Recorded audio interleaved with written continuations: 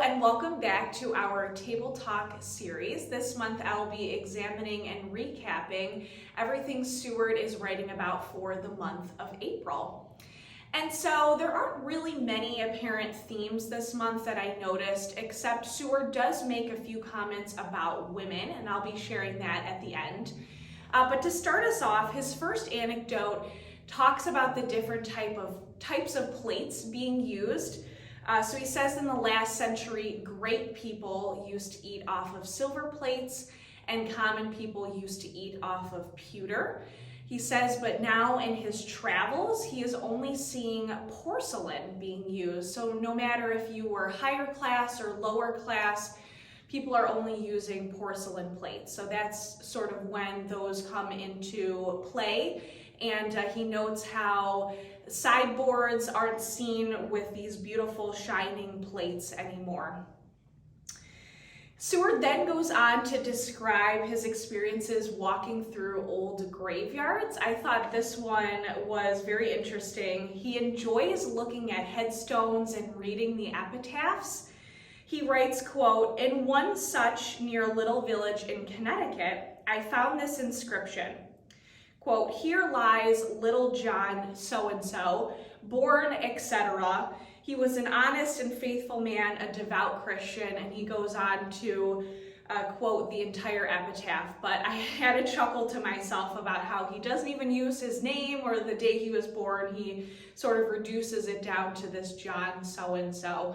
And I think that this really humanizes Seward, and of course he wouldn't have remembered everything in his travels, so he's just sort of quoting it. But this reminded me of Seward's own epitaph at Fort Hill right here in Auburn that says, quote, "He was faithful," which was actually taken from the closing line of his closing argument as the lawyer on the William Freeman trial in 1847. But it really encapsulates who Seward was as a politician and a person, despite the critiques and criticisms that many people gave to him throughout his political career. Seward then goes on to talk about alcohol. Now, if you know Seward and you've been to the Seward house, he would always enjoy a glass of brandy. And so he makes these comments about drinking. He's actually talking about grapevines and wine. He notes that nature provides these warm countries the grape, whose juice makes a pleasant, healthful beverage, exhilarating when in excess, but not very intoxicating. All nations became fond of it and used it in celebrations and parties, but the northern nations with the colder soil have a harder time and must use a substitute for wine, such as corn, potatoes, apples, rye, and barley. And according to Seward, these are inferior to the taste and beauty, but with most of them fiery in strength and destructive in health. But Seward, it's sort of ironic because he himself was enjoying brandy, which was probably pretty destructive to his health. Seward makes a comment, an anecdote this month about observing tourism in the United States. Just as he is a tourist going abroad, he mentions how his contemporaries have made an analysis of the United States, such as de Tocqueville, analyzing from a statesman perspective, and Charles Dickens making an analysis. Altogether notes, quote, ludicrous incidents and peculiarities of social life, which struck his attention here just as similar ones previously had in England. And so I thought that was really interesting as Seward is this tourist abroad going to China and India and the Middle East himself.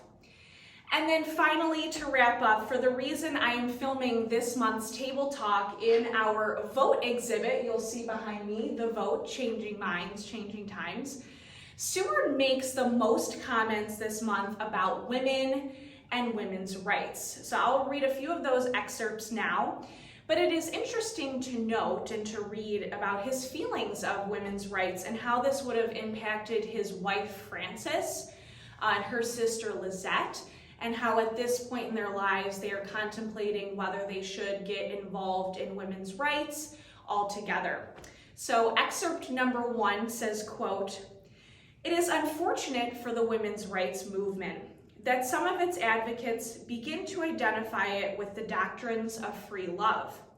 The mothers, wives, daughters, and sisters of moral Christian households are not going into a movement to break up the marriage tie and abolish family relations.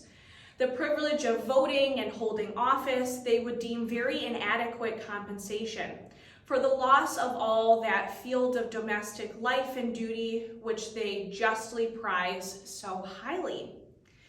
And so this really gets us thinking about his comments about the women's rights movement. Here in our exhibit, you'll see we have wonderful text panels, and we have letters between Frances and her sister, which will be on the screen, that are describing how her husband supports her in this initiative, but Frances also does not want to rock the boat, so to say, to impact Seward's political career. So that really kind of lends itself as to why she takes a step back and really isn't on the main stage for women's rights with Susan B. Anthony and Elizabeth Cady Stanton.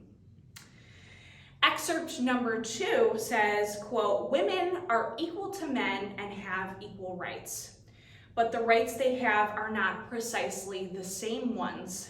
The right of fighting, for instance, is not one of them." And then finally, I will end with arguably the funniest anecdote this month, excerpt number 3.